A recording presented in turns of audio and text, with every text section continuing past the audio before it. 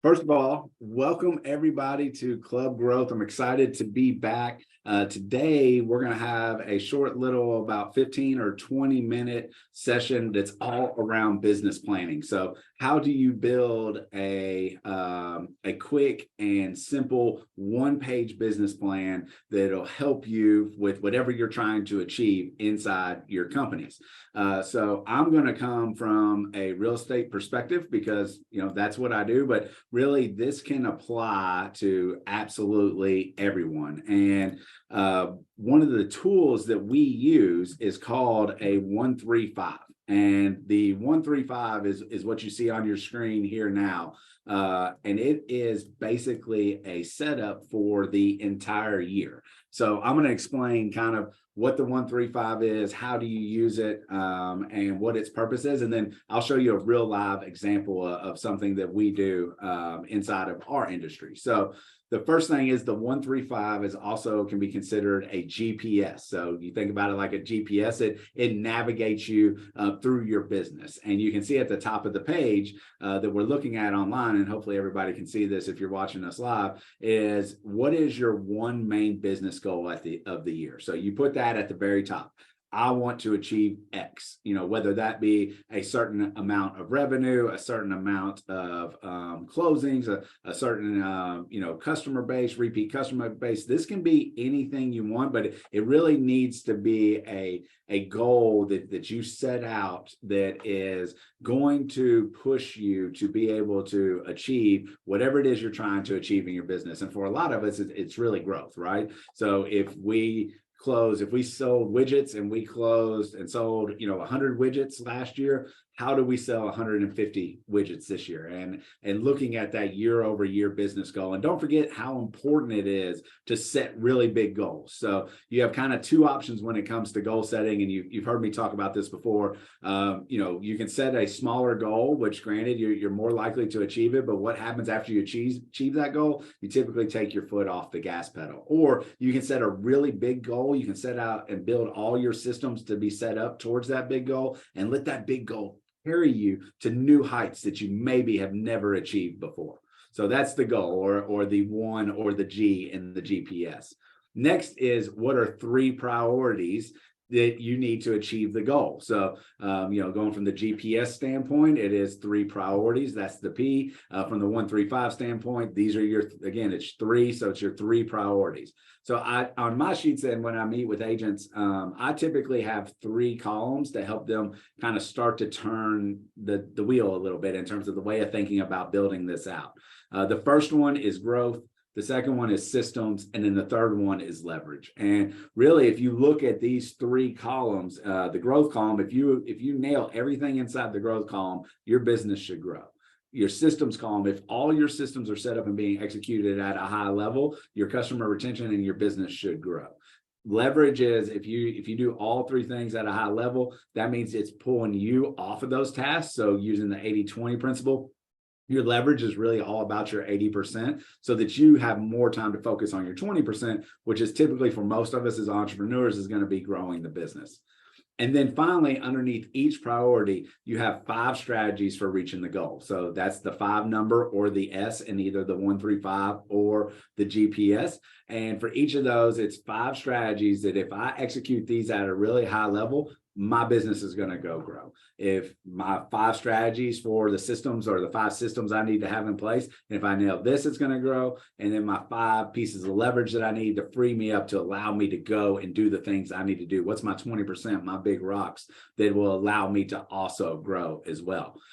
So you have that set up, 1 main goal at the top, 3 priorities in the middle, and then the bottom of the page is 5 strategies. Now, I don't want you to get hung up on the number of strategies. For some items, you might have 3 strategies. For others, you might have 20 strategies. 5 is just kind of what we see as the target number to make sure that we're brainstorming and we have enough things in place and it's set up at a high enough level that we are going to be able to sell and be able to kind of grow and make sure that we are hitting a lot of our targets. So let's go ahead and dive into an example of what one of these looks like. So let me switch my screen real quick.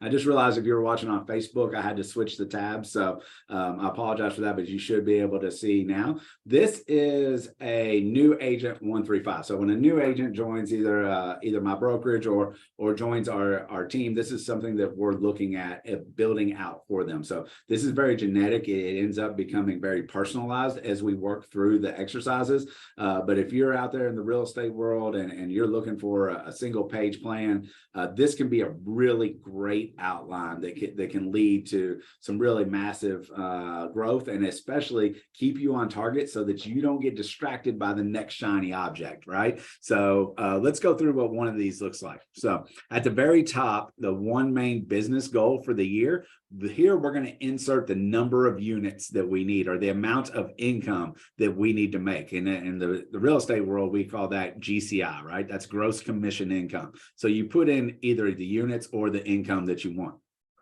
By the way, there's an economic model that we like to use that really takes, based on your lifestyle and different things, how much money do you need to make, and reverse engineer it back to a unit goal or even a contact goal. So if anybody would like a copy of that, just shoot me a DM, drop a comment on here. I'll be glad to share that with anybody. So we're going to say, insert your unit goal here, and I'm going to work along this with you. So we're going to say we want to close 25 units. So I'm going to put that in at the very top. 5 units. Okay.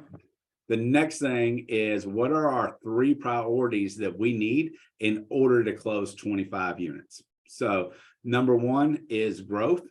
That is going to be lead generation. I have to go out. I need to find people who are looking to buy or sell or invest in real estate, and then work with them, obviously. So number 1, growth. Most important thing in any business is lead generation. Number 2 is systems. What are the systems that I need to have in place to ensure that once I find the customer, that I execute at a really high level with them, and my business plan and my business basics, P&Ls, things like that, all of that functions so that I know money in and money out. And then number 3 is leverage, which is really, a lot of people think of leverage and they almost always think of just people, but it's a lot more than people. It's really technology, it's people, it can even be systems to a certain extent. So those are the 3 priorities that I think everybody starts with. Growth priority, what are you doing to lead gen? Systems priority, what is needed? And then leverage priority, and that's typically a combination of technology, people, or systems. Okay, so now that we have our 3 priorities, let's look at 5 strategies for each priority, and you're going to kind of list these out. What I like to do when I'm meeting with an agent and building this out, and it doesn't matter if it's a brand new agent into the business or somebody who's been selling real estate for 20 years, there's an opportunity to use this in order to be able to grow. And what we look at from a lead generation standpoint under our growth column is typically the following strategies. And it's going to be, number 1 is, what is the number of contacts that you need to make per the economic model? And what I mean by that is, how many contacts do you need to make every single day, that using the law of averages or using your own statistics that you should be tracking is how many contacts you need to make a day in order to hit your sales goal. So in this instance, we would need to set up a number of contacts that we felt like was going to enable us to be able to reach 25 closings in any given year. Also break those down to a yearly number of contacts, divide that by 12 to get a monthly number of contacts, and then divide that by 4 in order to be able to get a weekly number of contacts. You can go a step further and break it down to daily contacts. And that way you set out to do your lead generation every day. You have one goal, and that is, I need to have X number of conversations about my given industry or about real estate today before I go home. And if you consistently do that, I promise you, your business will really, really grow. Number 2 is database, right? And CRM, that is a client relationship manager or management. That is got to be a priority inside of any business, especially a sales business. So one of the second column that we do underneath growth, or the second item underneath growth as part of our 5 strategies, is the number of contacts that you need to add to your database. And very simply is, how many contacts do you need to add over the course of the year? How many do you need to add over the course of the month? And then break it down further. How many per week, and even how many per day? That's strategy number 2. Strategies number 3, 4, and 5 are all, what are your main lead sources? So if you're an established agent, what I tell everybody to do is go back and look at your last year's production and figure out where did everybody come from, and then I want you to go through and label lead source number one. For almost everybody, it's typically sphere of influence, past clients, and referrals that you get from your sphere of influence or past clients. It's really your database, right? If you think about it, it's the people who know you, trust you, and love you that are going to be able to send your business. So for majority of people, that's usually the number one source. The number two source is where's the second most people come from. That is where you kind of get a little bit of freedom. I like to provide people with a list of different marketing and prospecting strategies or items, I should say, and then let them choose. And if they're a new agent, what sounds like it would excite you? If you're an existing agent, what are you currently doing at a high level that is leading to generating business? Typically for the number two, I typically see it's either open houses, it's some sort of networking event, or it is online leads. And then number three is what's your third lead source? And this could be something that is circle prospecting. It could be for sale by owners. It could be expireds. There's a whole gambit of different ways that you could go out and grow a business. You could go door knock from door to door until you find something. But the key is that you really focus on three lead sources and you work towards mastery on those three things. You don't need 27 lead sources to be successful. You might end up with 15 lead sources, but I promise if you really break down the numbers, especially go ask any existing agent, and they'll be able to show you that about 70 to 90% of their business comes from just three lead sources. So let's focus on three and get really good at those before we start adding in. It's kind of like you don't want to be the jack of all trades and the master of none. Go figure out how to be the master of your top three lead sources. So under growth and lead generation, 5 lead sources. Just to recap real quick, how many contacts do you need to make? How many people do you need to add to your database? And then what is your number 1 lead source, your number 2 lead source, and your number 3 lead source? Now, under the next column, it's all about systems. What's needed, right? What kind of systems do we need in order to operate our business? And I think this is really, for most sales jobs, this will cover everything, but we're going to go into a little bit of obviously real estate focus because that's what I do. But number 1 system you need is just business basics. Do you have your business set up in terms of your LLCs, S Corps? You know, what type of business are you forming, and is everything set up behind that? Number 2 is, and I'll throw in a business bank account, by the way, on that as well. Number 2 is budget. How much money do you expect to make, or how much money do you have? How much money did you make last year? And then working off of that, what is your budget for the upcoming year so that you can keep on track and make sure that you're not overspending or underspending, because underspending can lead to a lack of growth as well. Next is P&L. Hey, you know, you're running a business. If you're a real estate agent, you're an independent contractor underneath the umbrella of whatever brokerage you're a part of, but ultimately you're running the business yourself. So you need to know how much money do you have coming in, how much money do you have going out, and what are your profit margins? And you should be looking at those every single month. And then finally is reports. You need to know how much business are you doing? Are you growing? Are you declining? Are you staying the same? Reporting in terms of your individual industry or in real estate, your production numbers, not only total units, but how many buyers, how many sellers did you close? How many pendings do you have now? How many active buyers and sellers do you have? What's your average days on market? What's your list to sell price? All of that information better arms you to let you know how you're doing versus the market that you're in, and or what is your unique value proposition that you can deliver and why people should work for you. So that's strategy number 1, business basics. Strategy number 2 is a buyer system. If you're in real estate, you're going to be working with buyers, right? So you need to know from the time a buyer contacts you all the way through post-closing, what is that system to ensure that everybody gets the same customer service and a high level of customer service. This includes things like a buyer's wants and needs, buyer agreements, what home search tool or method are you sending out, or how are you delivering homes to them? And then buyer education, you know, whatever level buyer they are, how do you move them in terms of their education and making them smarter and more educated so that they can make more educated decisions when it comes time to buying the house or negotiating or home inspections or what have you. That's system number 2 is buyer system. Number 3 is seller system. This is same thing as a buyer. It's from the time a lead contacts you or you get given a name or a number, or somebody calls you and says, hey, I'm interested in selling my house. what happens all the way through that process up until closing. And I think at the bare minimum, you obviously need to know how to price homes. It's probably the hardest skill in real estate right now with what's going on with the market and interest rates, really spiking up and then since coming back down to what I would call more normal levels. But then navigating also how many houses sold over asking and making sure that you are effectively pricing homes, not according to the low inventory of 6 months ago when you had 6 people bidding on a home and it drove the price up 20 grand. Is that home really worth 20 grand more, or was it the situation that caused that home to go up 20 grand? So you got to know CMA pricing, really need to dial that in. Number 2 is, what's your pre-listing package? What happens from the time that you set the appointment to go meet with them up until you meet with them, so that you are making sure they know who you are and why they should work with you. Let that pre-listing package do a little bit of that legwork so that you can focus on the 20% of the listing appointment, which is how you're going to sell your home, what the price of the home is, and what's it look like to work with you.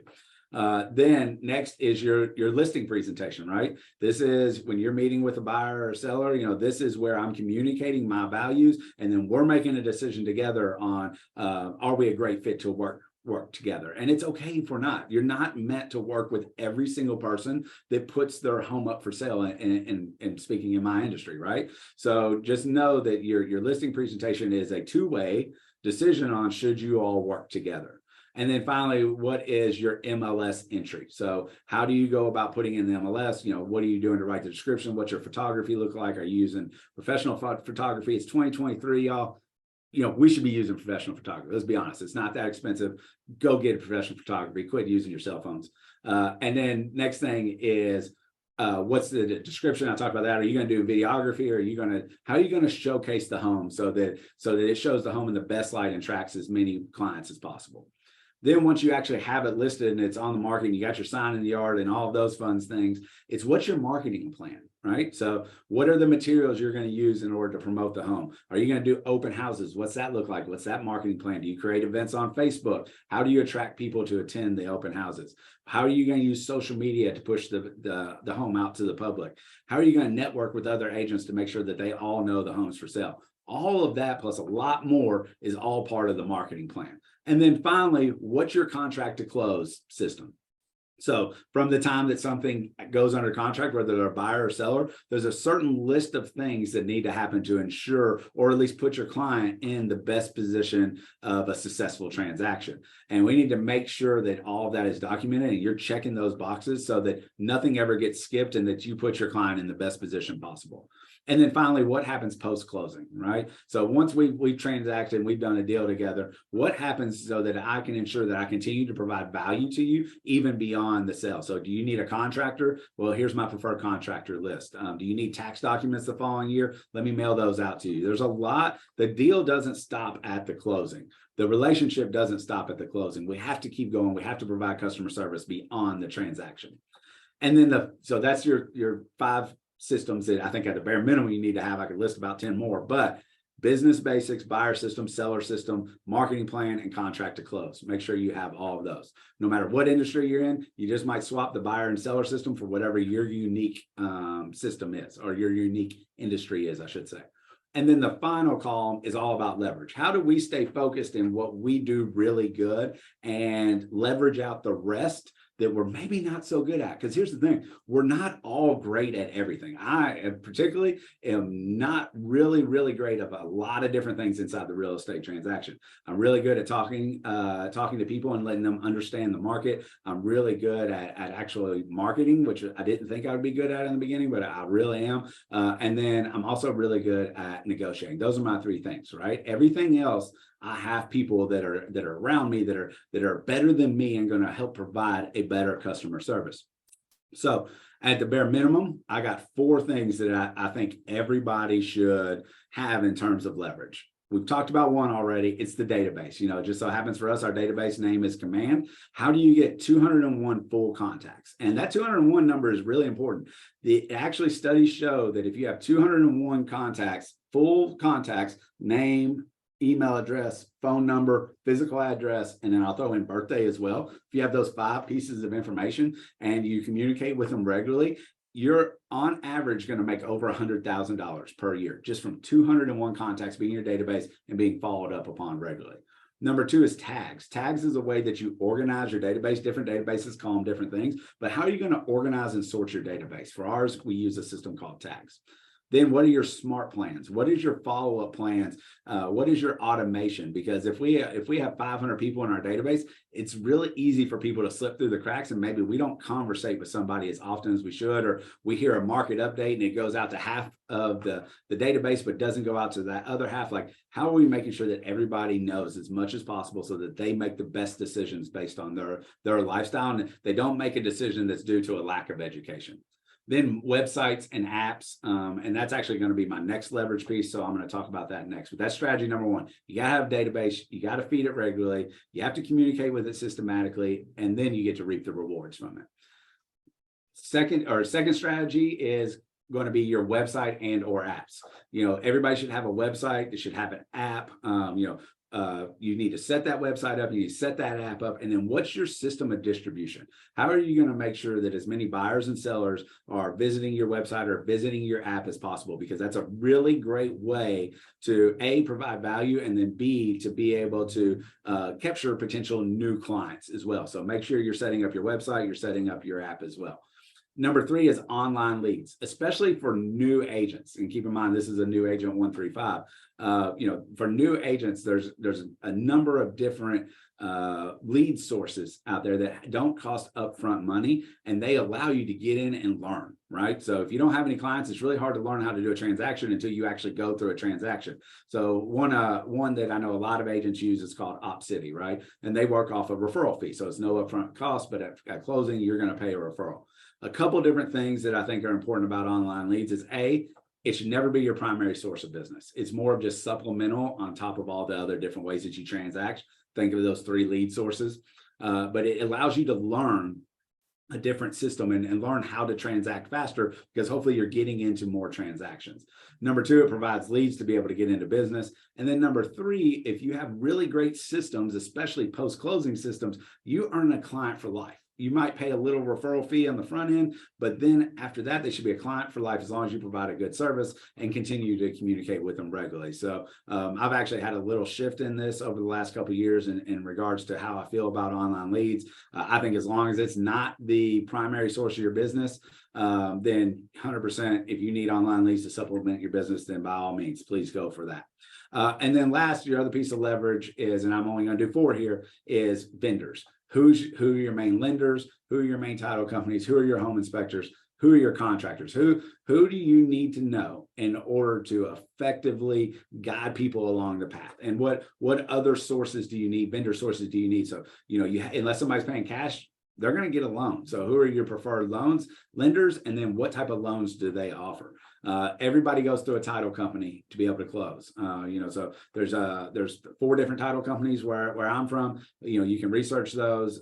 Thoroughbred Title is definitely my preferred title company. All full disclosure, I am a part owner inside of that as well. But if you want information on Thoroughbred Titles, let me know. Gladly connect with you on that. And then home inspectors. You should always get a home inspection. I don't care if you're paying cash. If you know everything there is to know about houses, you should always get a home inspection. Unless you have a contractor, you are a contractor and you can identify things yourself. There's a lot of things that can go unseen in just a quick little walkthrough. So make sure you're getting a home inspection. And then finally is contractors. Who are you using that is going to be able to help your clients when an issue is found, so that you have a go-to person, whether it be, house, you need a roof inspection, so you need a roofer to go over there, right? Or it's, crawl space, you need a crawl space inspection or repairs, things like that. Plumbers, electricians, who are the specialists that are going to help you be able to put your client in the best position to succeed, or be able to help your client make repairs when that time comes. So those 4 pieces of leverage. The 5th one I purposely leave open. It really depends on your business. Where are you at in your business? Are you a brand new agent? Are you a seasoned veteran? I mean, it could be totally different things as far as what your 5th strategy could be, or you can just end with 4. So again, just to recap, what's your 1 business goal? Put that at the top of the page. What are your 3 priorities that you're going to use to be able to achieve that goal? What's your growth? What's your systems? What's your leverage? And then finally, what are 5 strategies for each different priority to ensure success? If you would spend a little bit of time, to block off a day and just focus on this, even if it's just 2 to 4 hours, block it off, focus on this, build out a plan, and then put this up somewhere where you can see it on a daily basis to remind you the direction that you need to be going. And then also revisit it on a yearly, monthly, weekly, you determine the frequency, but I would say if nothing else, you should revisit at least once a week and say, am I on target to achieve all of these things? If not, what do I need to change? And then I'll leave you with one little tip before we wrap up today. Another big impact from a business plan is if you have a plan and it's built out and you know exactly what you need to execute, it'll keep you from squirreling off of that plan. It'll keep you whenever, somebody calls you and says, hey, you need this system, this database, and it's going to cost X number of dollars per month. You need to go do this. And if you already have a system, you might not be so quick to go and jump to that system. And I don't think database is a good one unless you just don't have a database. But there's a lot of people that are going to reach out to you, a lot of online lead agitators that are going to reach out to you and ask you for money in order to do business. If you don't have a specific plan that's going to help you achieve certain things, then you will get off track and it could derail you in terms of your potential growth. So go out, build this one-page business plan, execute it at a really high level. And as always, if you would like a copy of this, if you would like to discuss it, you need any information, feel free to give me a call or drop me a DM, and I'll be glad to help you any way I can. I hope this helped out. Go build your business plans. Go make 2023 your best year yet. We'll see you next time on Matt's Mindset Monday on Club Growth.